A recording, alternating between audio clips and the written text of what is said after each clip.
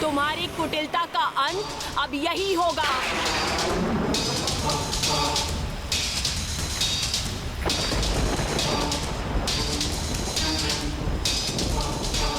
हमारे असुर पुनः जागृत हो गए।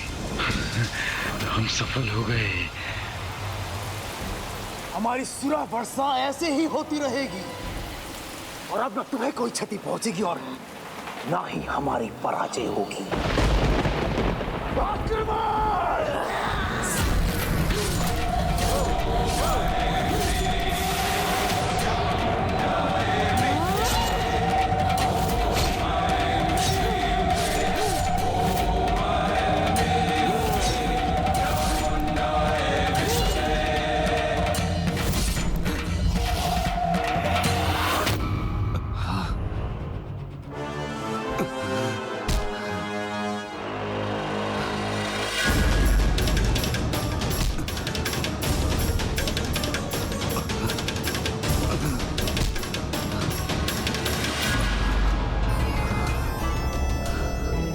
देवी पर मेरी विजय का उपाय शीघ्र ही प्राप्त होगा मुझे, क्योंकि कुछ ही क्षणों में पितृ पर्वत के शिखर पर होंगे हम। नहीं भंडासुर, हम नहीं। एकमात्र मैं होऊंगा पितृ पर्वत पर और तुम होगे वहां नीचे उन कंकालों के मध्य। मुझे तुम्हारी आवश्यकता बस यहीं तक थी।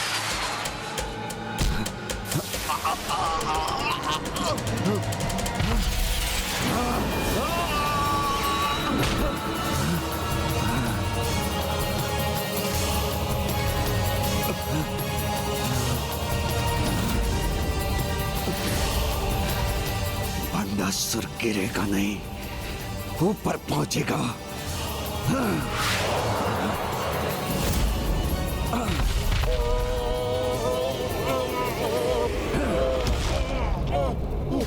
असुर महानायक भंडासुर, मैंने जो किया उसके लिए मुझे क्षमा कर दें और मुझे नीचे गिरने से बचाने के लिए मेरी सहायता कीजिए। मैं क्षमा न करता हूँ न मांगता हूँ। तुम्हें नीचे गिराने में मुझे कोई संकोच नहीं, जब तुम्हारी कोई आवश्यकता ही शेष नहीं।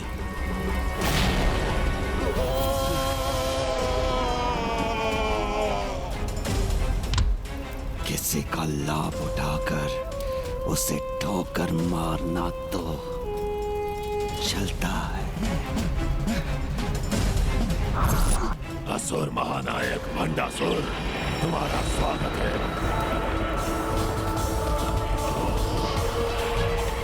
हो ना हो इस गुफा में तप्त लावा जिसके द्वार की बाधा है, मेरे असुर पूर्वज वहीं मिलेंगे। ये सुरा वर्षा रुकेगी तभी उस दुष्ट भंडासुर का ये षड्यंत्र विफल होगा, और मुझे ज्ञात है ये कैसे करना है। माता, मृत संजीवनी सुरा को हम देवता ग्रहण और नष्ट नहीं कर सकते, किंतु सभी सुराओं के स्वामी सुरा सागर इसे अपने भीतर समाहित कर इन असुरों को रोक सकते हैं। सुरा सागर प्रस्तुत होइए।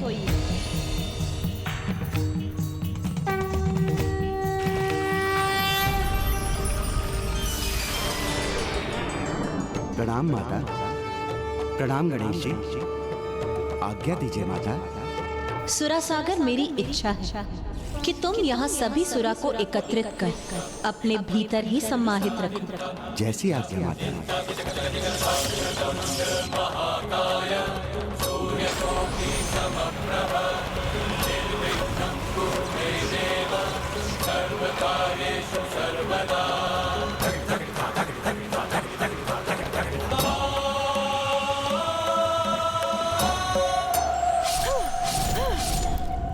बुद्धि के देवता गणेश जी ने अपने कुशागर बुद्धि से इस समस्या का समाधान ढूंढ ही लिया। भंडासुर की इस युक्ति को असफल करने के बाद मैं आगे भी उसकी योजना को सफल नहीं होने दूंगा।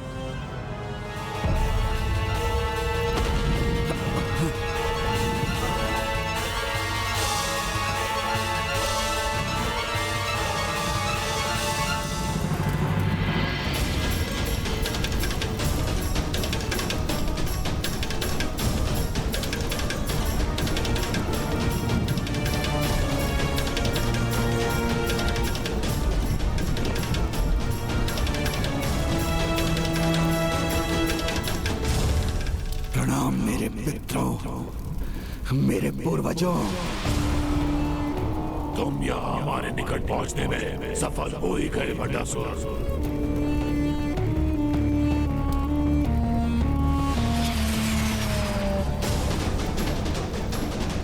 मैं हिरण्यकश्यप, असुरों के प्रथम भगवान नारायण के प्रति मेरे मत्सर के कारण नारायण के हाथों मेरा अंत हुआ। प्रणाम।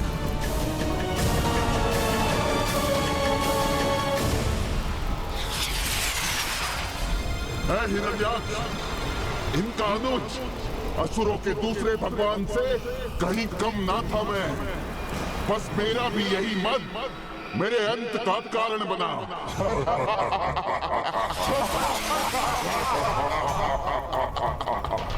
और हम शुंभ और निशुंभ, हम अनंत काल तक इस सृष्टि पर राज करते हैं, किंतु हमारे लोभ ने हमारा सर्वनाश कर दिया। अकेला ही अपने अनेक प्रतिरूपों से समस्त ब्रह्मांड को भर देता, किंतु मेरे लोभ के कारण मेरा वध हुआ। इन सभी असुरों से भी पहले हम चंडमुंड ही असुर महानायक थे। हमारी मृत्यु कभी नहीं होती, किंतु हमारे क्रोध ने उसका द्वार खोल दिया।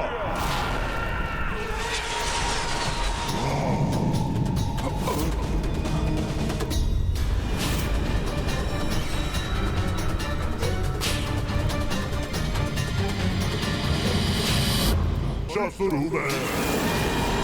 मेरे अन्य विकारों से भी अधिक मुझ पर काम विकार के प्रभाव ने मेरा अंत कर दिया। यही जल कट कर मृत्यु का धीरे धीरे अभ्यास कर लो भंडासुर। शीघ्र तुम्हें भी तो हमारे साथ ही यहाँ होना है, क्योंकि तुम सभी विकारों के सम्राट हो, अत्यंत विनाशकारी। अपना अंत करवाने नहीं, देवी पराशक्ति के विरुद्ध युद्ध में आपके योगदान के स्वरूप वो महाअस्त्र प्राप्त करने आया हूँ, जिससे मैं उस देवी को या मेरे मार्ग में आने वाले किसी भी अन्य देवता और भगवान को परास्त कर सकूं।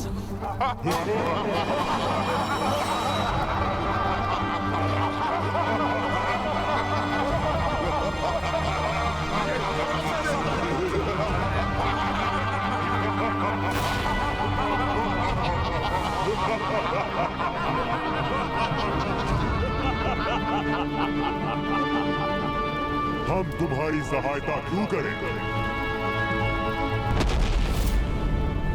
उत्तर दो भंडासुर, हम तुम्हारे सहायक क्यों बने?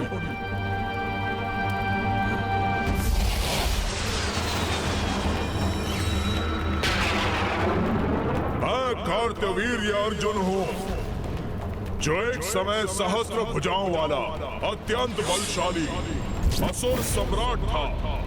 तो इस पूरे समय आप तुम्हारी परीक्षा ले रहे थे।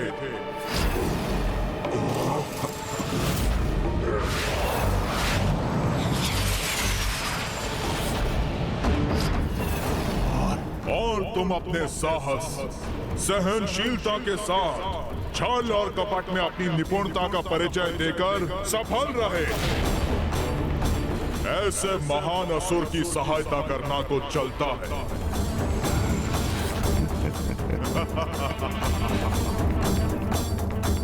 तुम्हारे इन सभी गुणों का प्रत्यक्ष उदाहरण तो हमारे सामने है।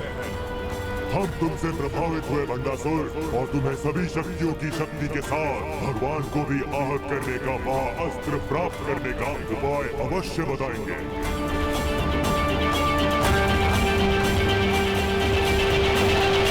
शक्तियों की शक्ति के साथ भगवान को भी आहत करने का महाअस्त्र प्राप्त करने का उपाय अवश्य बताएंगे। किंतु उससे पहले तुम्हें यह समझना होगा कि भगवान उस उपाधि के योग्य क्यों बनते हैं। ब्रह्मा विष्णु महेश तीनों ने बड़े त्याग किए हैं। महेश ने हलाहल का पान करके नीलकंठ की उपाधि प्राप्त की है। नारायण ने सृष्टि के पालन हेतु अनेकों अवतार लेकर साधारण जीवों के समान जीवन की कठोरता का सामना किया है। देवी लक्ष्मी अंग त्यागने के बाद ही श्री लक्ष्मी बनी। कठोर तपस्या के बाद हिमालय पुत्री पार्वती देवी पार्वती बनी। ब्रह्मदेव ने भी अपना 5वां शीश खोकर महानता प्राप्त की है। उनके समान हमारे असुरों ने भी बहुत त्याग किए हैं, किंतु हमारे त्याग में एक भाव नहीं था, और जो सभी भगवानों में था वो है निस्वार्थ प्रेम का भाव। किंतु हमें जो ज्ञात ही नहीं, जो हमने सीखा ही नहीं, वो भला हम कैसे करते?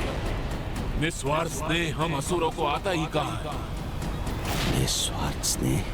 पिताश्री, आपके समान मैं भी आपसे बहुत स्नेह करती हूँ, आपको खोना नहीं चाहती। संपूर्ण सृष्टि में यदि किसी से निस्वार्थ स्नेह है तो वो तुम ही तो हो।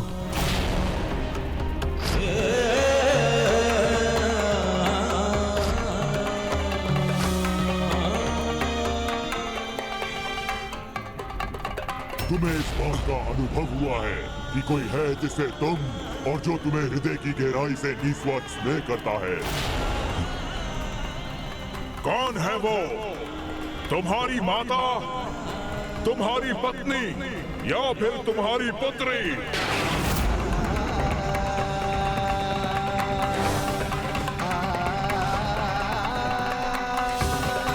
फिर विलंब क्यों कर रहे हो? जाओ, त्याग कर दो अपनी पुत्री का, त्याग कर दो अपनी पुत्री का, कर दो।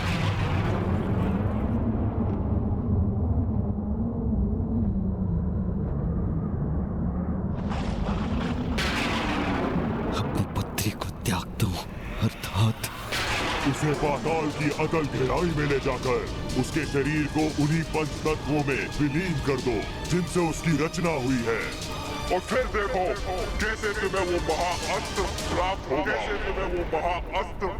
जाओ, त्याग कर दो अपनी पुत्री का। और फिर देखो कैसे तुम्हें वो महाअस्त्र प्राप्त होगा। जाओ, त्याग कर दो अपनी पुत्री का। जिससे तुम उस देवी को परास्त कर सकते हो। कर पाओगे ये कार्य? दे पाओगे अपनी पुत्री का त्याग?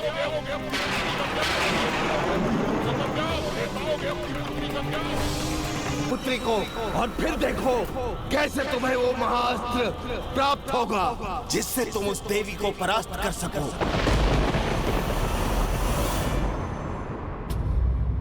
जब पिताश्री लौट कर आएंगे तो मेरे कानों में आभूषण देखकर अत्यंत प्रसन्न होंगे।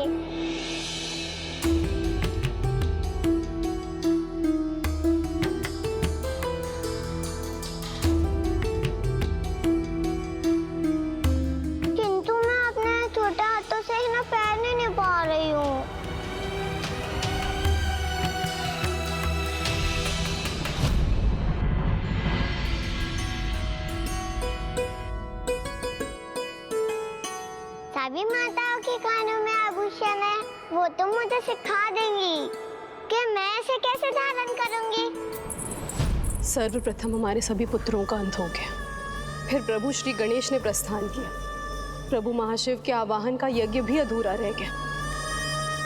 मुझे ये चिंता है कि ये अशुभ युद्ध कब तक चलेगा और इसका अंतिम परिणाम क्या होगा। माताओं, मुझे आपसे सहायता चाहिए। आप में से मुझे कोई ये कानों के आभूषण पहना दीजिए ना। आप सभी तो कितने तनाव में लग रही है, किंतु आप चिंता मत कीजिए। पिताश्री ने स्वयं मुझसे कहा है कुछ ऐसा महान कार्य करने गए हैं जिससे ये युद्ध शीघ्र समाप्त हो जाएगा।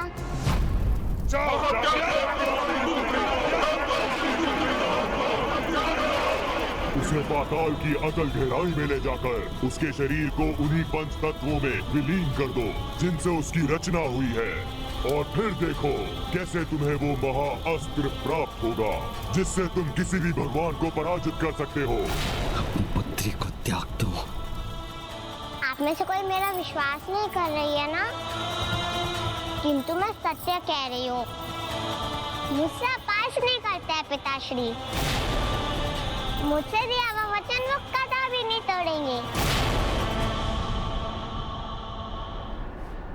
हमारी शक्तियाँ तुम्हें प्राप्त होंगी, हम तुम्हारे लिए युद्ध करेंगे, इस युद्ध में तुम्हें विजय दिलाएंगे। जिसके लिए तुम्हें बस अपनी निस्वार्थ स्नेह की पात्र अपनी पुत्री का त्याग करना होगा, अपनी पुत्री का त्याग करना होगा।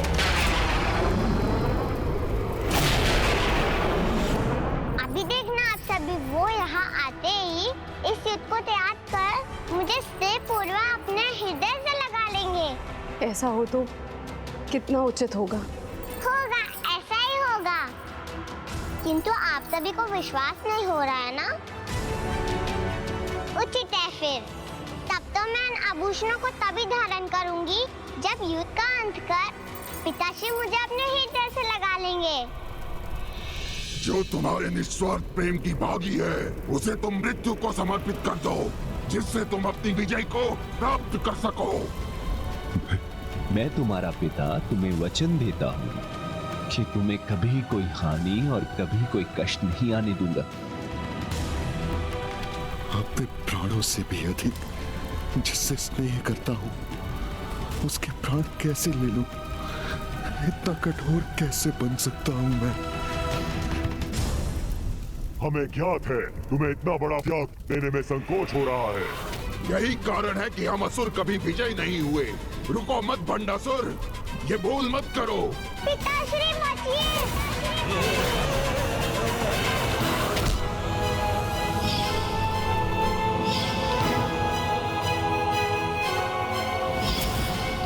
अपनी पराजय से अपने श्रेष्ठ महायोद्धाओं को खोने से बचाने का यही एकमात्र उपाय है। खोया तो तुमने अवश्य होगा अपने प्रियजनों को, अपने सर्वशक्तिशाली पुत्रों को, अपने युवाओं को खोया है मैंने अनेकों बार। अपनी प्रत्येक योजना में असफलता का सामना करना पड़ा है मुझे।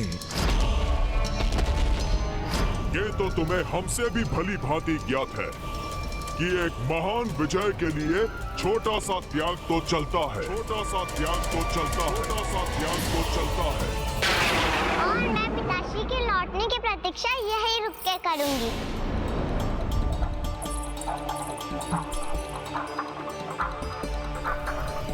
उचित है, उचित है, उचित है। महान विजय के लिए छोटा त्याग अवश्य चलता है, और उस त्याग का साक्षी बनने के लिए आपको अधिक समय तक प्रतीक्षा नहीं करनी होगी।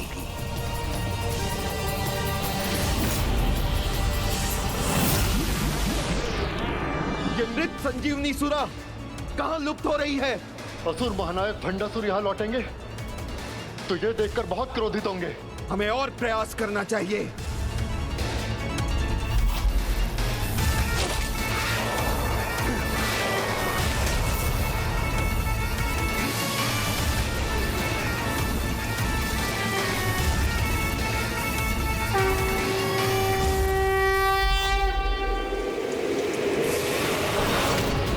क्या हो रहा है? ये सुरभ भाप बनकर कहाँ जा रही है? ये सुरभ वर्षा पूर्ण रूप से रुक जाएगी तो अनर्थ हो जाएगा। माता, अब तो सब कुशल हो रहा है, फिर आप चिंतित क्यों हैं? क्योंकि पुत्र, भंडासुर हमें युद्ध में उलझाकर उस अकल्पनीय पाप की योजना बनाकर उस महापाप को पूर्ण करने की तैयारी कर रहा है।